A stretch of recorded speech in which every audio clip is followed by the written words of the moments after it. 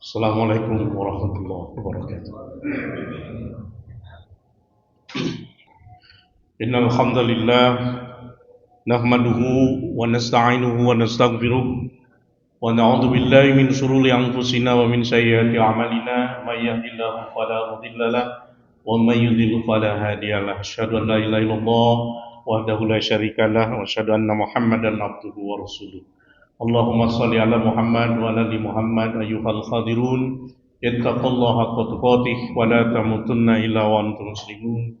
Wa qala Allah ta'ala fil kitabihil karim a'udzu billahi minasy syaithanir rajim. Bismillahirrahmanirrahim. Faqim wajhaka lid-dini hanifa fitratallahi allati fataran nasa 'alaiha la tabdila li khalqillah dzalika ad-dinul qayyim. Walakinna aktsarun nasi la ya'lamun. Hadirin sidang Jumat rahimakumullah, mengawali ibadah ini mari kita bersama-sama memanjatkan puji syukur kehadirat Allah Subhanahu wa taala. Allah masih mencurahkan nikmat-nikmatnya kepada kita, utamanya nikmat iman dan kesehatan. Di sela kita beraktivitas, kita penuhi kewajiban kita ibadah Jumat. Mudah-mudahan ini wujud manifestasi rasa syukur kita kepada Allah selaku hambanya. Sekaligus kita bermunajat semoga seluruh ibadah kita diterima Allah Subhanahu wa taala. Salawat dan salam semoga terlimpah tercurah kepada Nabi Allah Muhammad sallallahu alaihi wasallam, kepada keluarganya dan para sahabatnya. Khotib tentu mengingatkan secara khusus kepada pribadi khotib dan kepada hadirin sidang Jumat. Mari senantiasa kita berupaya dengan optimal untuk meningkatkan kualitas iman kita, kualitas ibadah kita, dan kualitas ketakwaan kita kepada Allah Subhanahu wa taala. Hadirin sidang Jumat rahimakumullah, Ramadan telah berlalu. Sesungguhnya kita bisa mengukur di mana letak ibadah kita di hadapan Allah. Tetapi tentu dengan segala keterbatasan kita, kemampuan kita, setelah kita optimal melaksanakan, berupaya untuk memenuhi segala ketentuan dan aturan yang berlaku, mudah-mudahan ibadah saum yang seperti itu diterima oleh Allah Subhanahu wa taala. Kemudian ketika Ramadan berlalu, muncul Idul Fitri, bulan Syawal. Dan ini pun secara bulan Syawal telah berlalu. Ada pesan tentu yang harus kita ambil dari pelaksanaan Idul Fitri. Ada kalimat fitri, fitrah di situ. Yang pertama, fitrah itu mengandung arti kita kembali lagi seperti bayi yang baru lahir. Kullu mauladin alal fitrah. Seperti bayi yang baru lahir. Siapa mereka pada saat Idul Fitri kemudian bersih, dinolkan oleh Allah kesalahan, kehilapan, dosa-dosanya dinolkan oleh Allah. Mereka tentu adalah orang-orang yang melaksanakan ibadah saum dengan benar. Dengan benar. Karena kebenaran melaksanakan ibadah saum itu sudah sebuah ketentuan yang tidak boleh orang melanggar. Orang muslim melanggar. Kecuali mereka yang oleh Allah sudah diberi keringanan, diberikan dispensasi untuk tidak melaksanakan ibadah saum pada bulan suci Ramadan. Tetapi seorang ini sekarang akal-akalan ini. Mereka sehat, mereka kuat, dengan alasan saya nggak kuat kalau saum, saya nggak kuat kalau puasa, saya punya penyakit mah. Dia bayar fidyah. Ini urusan ngaco ini sudah. Mengutak-ngatik hukum Allah berdasar hawa nafsunya, berdasar keinginannya, dia bayar fidyah. Dan siapa mereka sesungguhnya yang harus bayar fidyah? Sudah ditentukan kok oleh fikih, jelas itu. Siapa sesungguhnya mereka yang harus itu? Ini fenomena yang terjadi pada saat bulan suci kemarin. Astagfirullahaladzim. Nah, kalau demikian kotor. Orang tidak melaksanakan saum kotor. Orang yang kemudian tidak sesuai dengan ketentuan kotor. Bagaimana orang kotor mau bersih? Kalau cara untuk menghilangkan kekotorannya itu tidak dia lakukan dengan secara benar. Ini fitrah pertama. Sesungguhnya Allah dengan kemahakuasaan yang begitu luar biasa memberikan penghapus dosa yang begitu luar biasa. Dosa itu bisa dihapus loh. Dosa yang terkecil saja dengan istighfar terhapus. Dosa besar dengan taubatan nasuha terhapus. Penghapusnya banyak. Sampai kemarin saya menjenguk salah seorang yang sakit. Biarlah. Toh dengan sakit Allah kurangi kesalahan sehingga bisa jadi orang itu pulang kepada Allah dengan dosa yang nol. Betapa maha kuasa, pengasih, penyayang Allah begitu luar biasa. Pahala sepanjang dia ikhlas, sepanjang dia kemudian mengharap keridhaan Allah, pahala itu tidak akan hilang. Dan ada pahala yang terus menebar. Bahkan orangnya sudah tidak ada, pahala terus mengalir. Salah satu diantaranya adalah orang yang menyampaikan ilmu. Dan ilmu itu disampaikan dalam kehidupan sehari-hari. Kita ini umat sesungguhnya. Saya sering menekankan sebetulnya. Bahkan di masjid ini pun saya sering menekankan beberapa kali. Kita ini ada di posisi di ranah posisi orang yang tidak paham nilai. Tidak paham nilai. Kita akan masuk liang lahat. Gelap. Terangi dengan Quran, terangi dengan sedekah. Terangi dengan amal soleh dan sebagainya. Kuburan tidak mau sempit, laksanakan itu. Berhadapan dengan munkar nakir, laksanakan itu. Karena tidak punya nilai, kita biasa-biasa saja. Tidak ada reaksi untuk mendapatkan sebuah pahala besar. Kemudian dia berusaha sekuat tenaga. Orang lebih cenderung tidur subuh ketimbang harus ke masjid.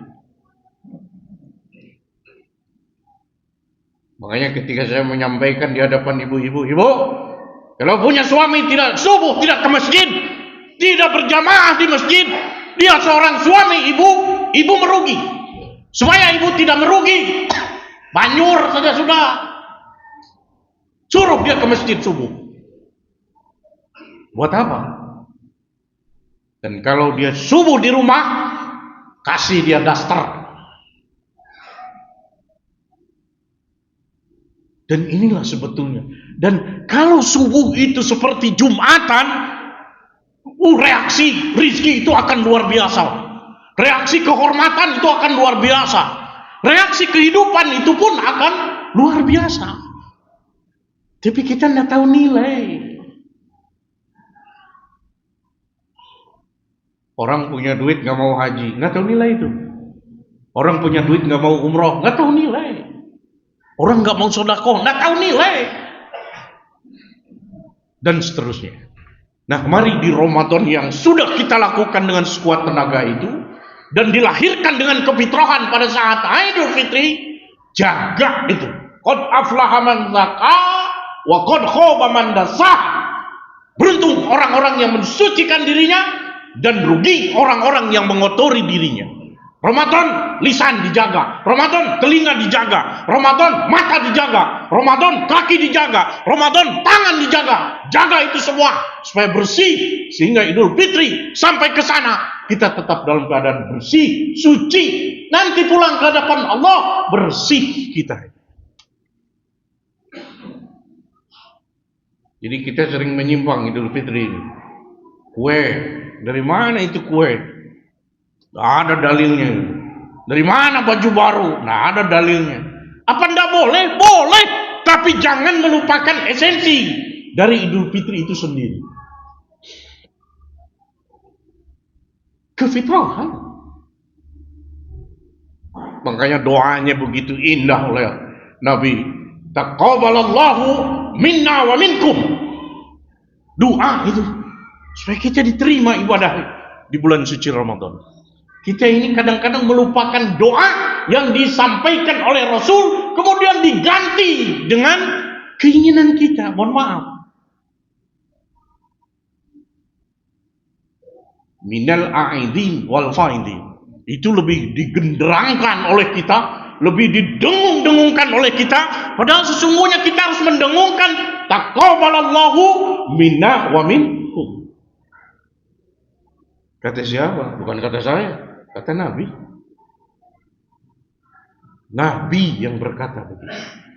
Itu fitrah pertama. Fitrah kedua artinya din, agama, Islam. Jadi di surat 30 ayat 30. Surat Ar-Rum ayat 30. Hadapkan wajahmu ke agama yang lurus, hanif, lurus. Agama yang mana? Yang fitrah. Yang fitrah itu yang mana? Islam. Biasakan hidup Islami sekarang ini, Pak. Hadirin sidang Jumat rahimahullah. Biasakan hidup Islami. Sekarang godaan itu begitu besar. Dan kita harus berpikir bahwa mungkin tidak lama lagi Indonesia ini akan pecah.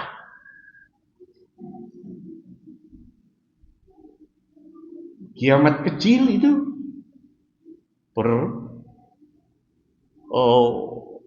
permusuhan, saling gesek, itu kiamat kecil itu. Kiamat besarnya itu nanti, Dajjal dan hari kiamat. Sekarang yang kecil muncul. Orang baik penjara, orang tidak baik muncul pidato, wah lekok. Waduh. Kejahatan, Pak, sekarang. Bayi dibakar, anak disembelih, nenek dibanting, ibunya dibunuh. Gila. Kejahatan di jalan, kejahatan di ini dan lain sebagainya. Orang pendidikan tinggi tidak dipakai. Orang tidak berpendidikan naik. Ini sudah terbalik. Tetapi itulah warna. Itulah yang terjadi sekarang ini dan itu harus kita hadapi. Bagaimana sesungguhnya? Sekarang sudah sajalah istiqomah dalam kondisi Islam sekarang itu. Berangkatlah dari perubahan pribadi sekarang ini. Setelah itu keluarga. Kuatkan, Pak. Hadirin, anak cucu kita. Didik mereka. Jangan kemudian sampai mereka terlanjur dengan handphonenya, terlanjur dengan gadgetnya, dan seterusnya. Sehingga tidak pernah kemudian kita melihat bapak bawa anak ke masjid. Nah, ke masjid ya, kita sholat. Tapi jangan ribut di masjid. Duduk yang baik, ikuti sholat. Jadi saya sebetulnya ada ustadz yang mengatakan, ya kalau istilah Sunda, jangan dicarek anak di masjid, mau lari-lari, mau apa dan lain sebagainya. Oh, saya orang yang ngerti pendidikan Islam itu tidak begitu tipenya.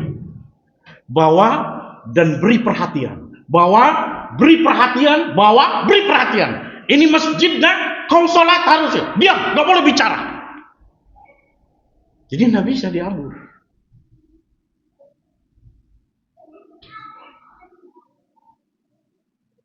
Dan yang dihadapi kita berat, Pak, sekarang ini. Sangat berat sekali. Apalah artinya doa kami itu? Doa saya kemudian ini bangsa ingin tenang, bangsa ingin ini. Nggak bisa. Yang doa sekecil ini yang maksiat berat, luar biasa. Tergilas kita ini sudah tolak, Pak. sedikit kebaikan, maksiat banyak, sunatullah, tergilis itu yang kebaikan sedikit kena. Kalau dia azab, kena azab. Kalau susah, kena susah.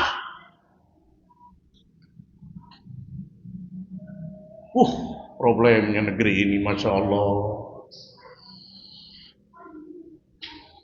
Ya.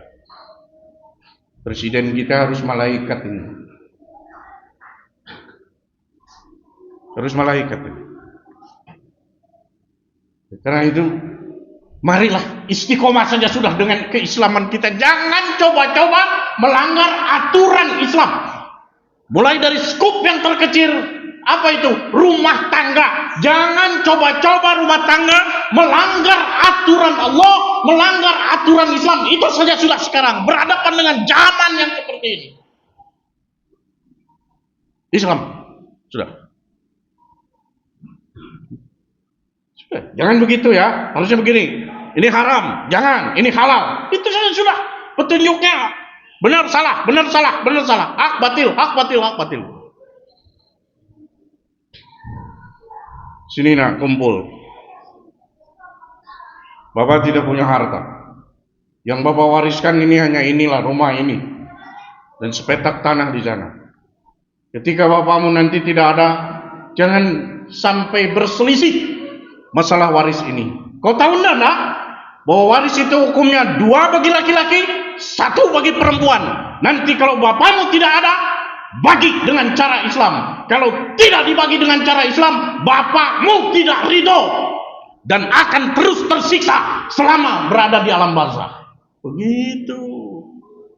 Bukan dibagi rata. Kalau dibagi rata, bapak ini akan mendapatkan tanggung jawab besar di akhirat. Kalau Allah bertanya kepada bapak, "Hei, kenapa waris dibagi rata?" Kira-kira jawabannya apa? Apa jawabannya? Ya bisa jawab, kita paling siksa sudah. Fenomenanya dibagi rata. Sebagai orang tua kita harus tahu mana hibah, mana waris. Jangan seenaknya, jangan seenak nafsu sendiri, jangan seenak otaknya sendiri. Ada aturan dalam hidup ini dan nggak bisa kemudian kita anggap sebagai aturan. Lah ini aturan lah, biarin aja lah. Allah Maha Pengasih, Allah Maha Penyayang. Nggak bisa. Melanggar aturan Allah itu pangkatnya 3, sering saya sampaikan. Pertama kafir, kedua zalim, ketiga fasik. Itu ayatnya bergandengan terus. Di Al-Imran kalau nggak salah. Jadi istiqomahlah sekarang dalam. Nggak ada kata lain, nggak ada cara lain, nggak ada itu. Sudah istiqomah saja dalam keislaman kita supaya kita mati dalam husnul khotimah. Setelah tertib beres semuanya. Sebab kita ini suami yang akan dimintai pertanggungjawaban terhadap istri dan anak-anaknya. Istri tidak akan ada pertanggungjawaban terhadap suami dan anak-anaknya. Mempertanggungjawabkan diri saja begitu berat, apalagi harus mempertanggungjawabkan anak dan istrinya di hadapan Allah Subhanahu wa taala. Jangan main-main. Jangan dianggap enteng. Saya mau sholat ke masjid, istri saya mau sholat mau enggak, anak saya mau sholat mau enggak, masa bodoh. Sudah pernah dikasih tahu? Tidak pernah dikasih tahu. Repot kita nanti. Nah ini fitrah yang penting. Mari kita memposisikan dirilah. Poinnya itu. Memposisikan diri kehidupan ini sesuai dengan rel Islam. Itu saja. Sesuai dengan rel ketentuan Allah dan Rasulnya. Itu saja yang penting sekarang. Sehingga zaman yang mau bagaimanapun, zaman yang gila seperti gila apapun, zaman yang seperti apa saja, silakan itu berlalu. Tapi kami tetap istiqomah. Dan istiqomah ini adalah orang yang beruntung. Sebab kehidupan yang bagaimanapun sikapi dengan istiqomah terhadap ajaran Islam. Barakallahu li wa lakum.